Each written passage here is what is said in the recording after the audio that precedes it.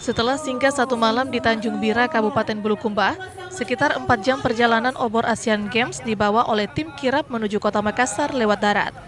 Setibanya di Kota Makassar, tepatnya di Pelabuhan Soekarno-Hatta Makassar, acara penyambutan dilakukan dan kemudian berlayar dengan kapal Dewa Ruci menuju dermaga Lantamal 6. Obor Asian Games kemudian diserahkan dari Lantamal 6 ke penjabat Gubernur Sulawesi Selatan di Tugu Mandiri. Obor Asian Games dari Tugu Mandiri diarak dengan konvoi kendaraan, tiba di Jalan Haji Bawu. Dari Jalan Haji Bawu, obor diarak oleh pelari pertama Malik Faisal yang merupakan legenda windsurfing atau selancar Indonesia menuju Anjungan City of Makassar.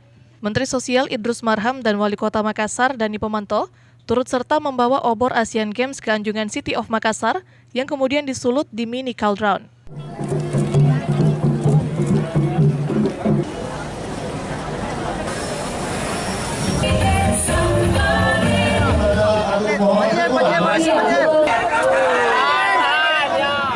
Dari Anjungan City of Makassar, obor Asian Games kemudian diarak dengan rute melewati Makassar Golden Hotel, Fort Rotterdam, Gedung Kesenian, SMP Negeri 6, dan Lapangan Karebosi.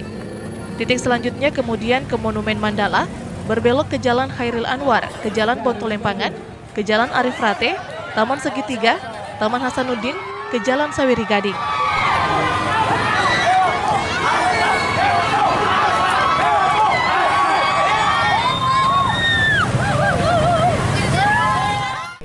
Pukul 18 waktu Indonesia Tengah tiba di depan Lapangan Hasanuddin dan berakhir di Rujab Gubernur Sulsel. 3, 2, 1, dan dimulai sudah.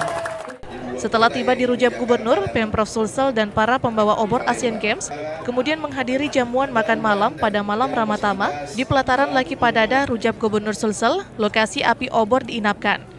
Dari Makassar, api obor Asian Games pagi ini langsung dibawa ke Banjarmasin dan kemudian diarak seperti di Kota Makassar. Fajar Alwi, Fajar TV dan Fajar Radio melaporkan.